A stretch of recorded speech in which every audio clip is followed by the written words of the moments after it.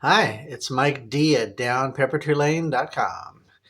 And midsummer in my beautiful garden as the sunset shadows fall. Lots of birds around. Let's do a little bird watching. And the word of the day is sunburn. Sunburn is a hidden gem of a movie by starring Farrah Fawcet from 1979.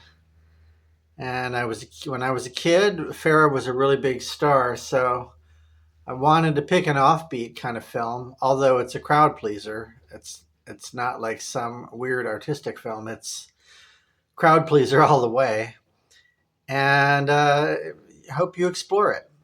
So Farrah's story: she came from Texas, kind of a tomboy tough girl, really, but she was cast as the beauty. Not much acting skills needed, just pretty face, pretty smile. And she was on a lot of sitcoms like The Partridge Family and a long lost detective show called Harry O. I think she played like the neighbor or the secretary. There were lots of TV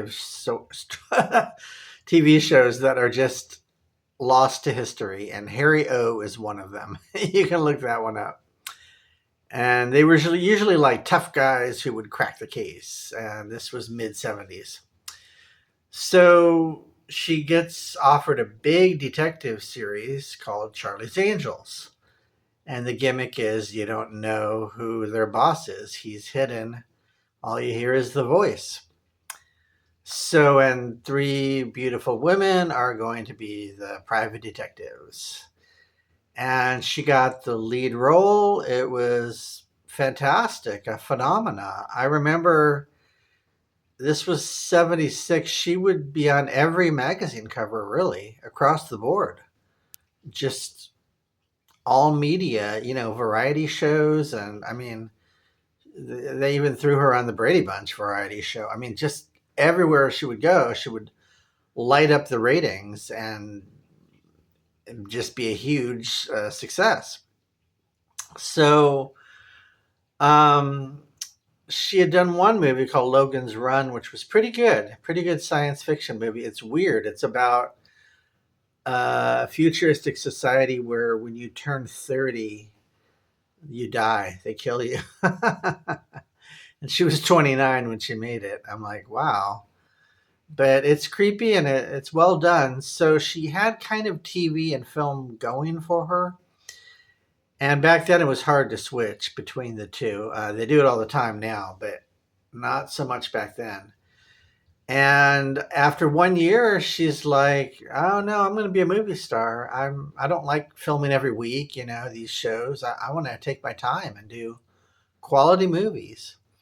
And she left, but they had a contract with her, and they had her come back every year for like 3 more years. She did 3 episodes. So, and they were always highly rated. It's like, oh, whatever happened to Farrah's character? And she would come back and they would do some really good shows on Charlie's Angels. And so now there were four angels for those special episodes, not just three. So she kind of kept, her audience there by appearing 3 times a year. And then she went on to do a movie that kind of bombed called Somebody Killed Her Husband, and then Sunburn, which is set in Acapulco. The photography is spectacular. It's a beautiful film on the beaches of Mexico, a mystery. I mean, a caper with romance and action. Like for the whole movie, it keeps moving from one thing to another. Like Farrah's scuba diving, and somebody's trying to catch her, or there's a huge car chase, which is very well executed, actually, through all the little alleys of Mexico. And Charles Grodin is her co-star. He's really offbeat and funny. I really like him a lot. So, one critic said she was so beautiful it was like hard to focus on the acting. Like Gene Siskel said that.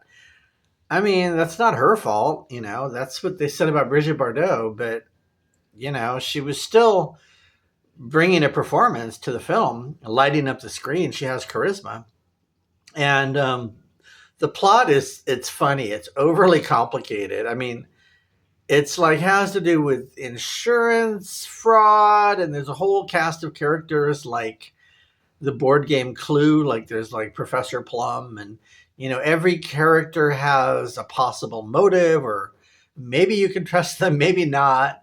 And then there's deeper layers to this plot, and they even trace it back to like the Nazis and someone on the run from the Nazis. And it's like a really complicated episode of Charlie's Angels. And they probably thought, well, this is a movie and we can be sophisticated with the plot. And it wasn't necessary, but, if you want a puzzle, you can figure it out as you go along. I just chose to take a back seat as a popcorn movie and just go on the ride. So, it's a great movie. I really enjoy it. It's Farrah at her peak, in these beautiful beaches, running around solving this mystery with Charles Grodin. And it really captures an era of these really fun kinds of films. And it didn't do that well in the theaters, but they sold it to television all over the world, and they made a lot of money because she was a well-established TV star. So I think I remember it playing on TV, like the big movie of the week. And back then, movies of the week were really important events. There were only 3 networks. Really, think about that. So you would wait for like the big Sunday night movie, or it was a really special event. So Sunburn is out there. You can find it, and just really enjoy her beauty and her life-giving performance. She was just a joy to behold, and really energetic and an exciting persona. But when the critics said, well, she's too beautiful for this movie, and Acapulco's so beautiful, it's hard to really focus on this insurance plot. I think it got her thinking, like, well, what do I do then? What can I do? And she decided to take on tough, gritty roles and take off the makeup and get down and dirty. And that's what she did. It was almost unbelievable. Like, glamorous actresses never really did this. But she did a movie called Murder in Texas. This is 81. Very no frills, very serious movie. And she does appear, without makeup later in the movie. And I don't want to give anything away, but heavy, and from that point on, it clicked in like how to really act, or she got a great acting coach, or something clicked on. From that point on, she was a serious actress giving command performances. And then she went on in 84 to do this movie called The Burning Bed.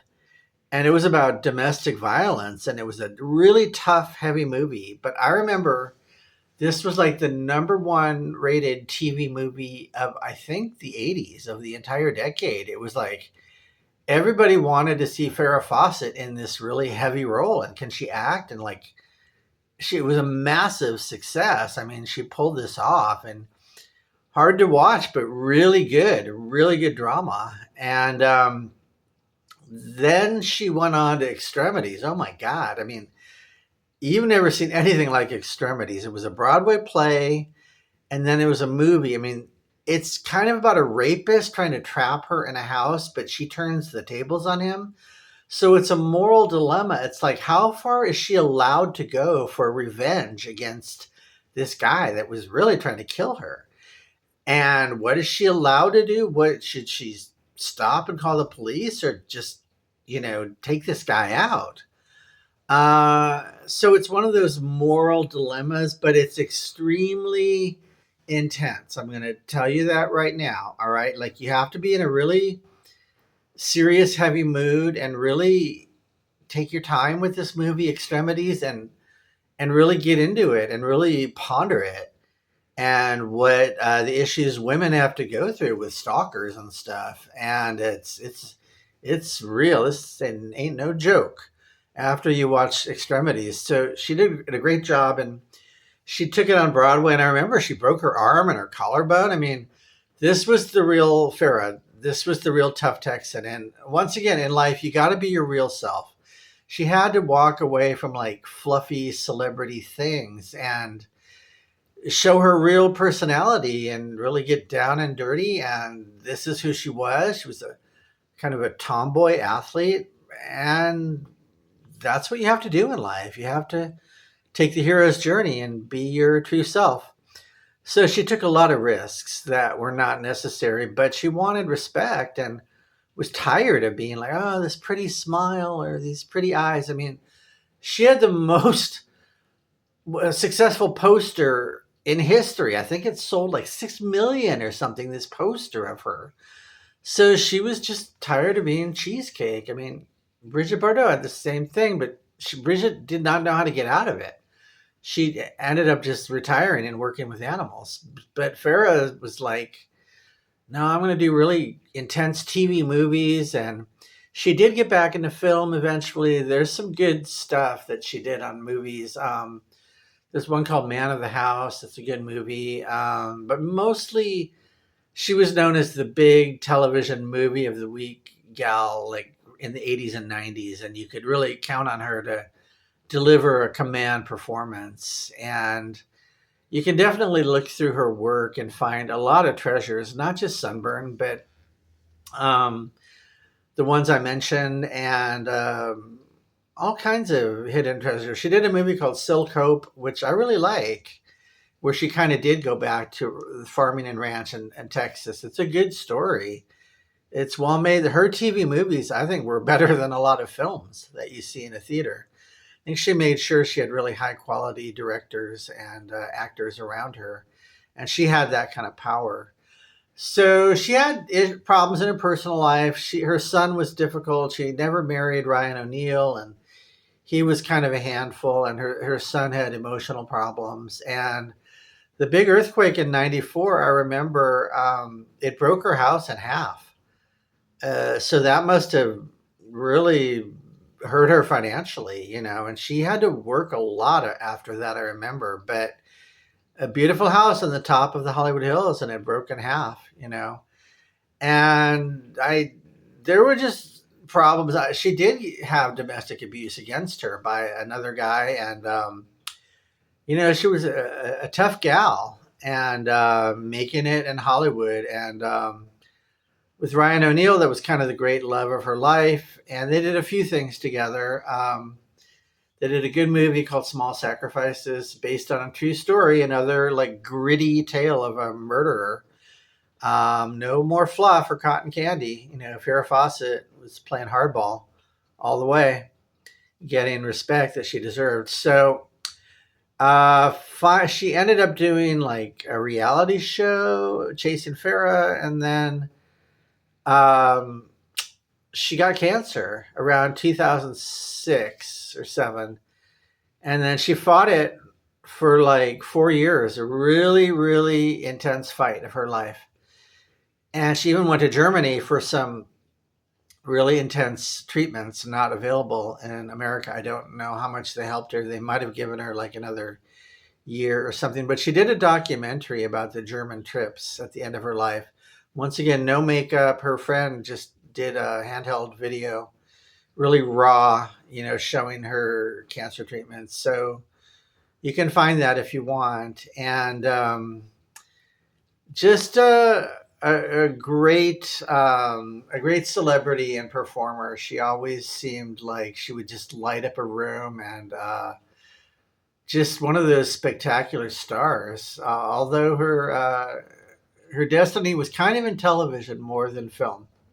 That's just the way it worked out for her. So watch Sunburn and Extremities. Those would be the two. One is really funny and happy, and then the other one is super serious. So choose your mood wisely on that one. And really dig into her life and her work. You won't regret it. And I'm Mike D at downpeppertreelane.com. Please check out my website and my store at the site. Like and subscribe. Thank you. Bye.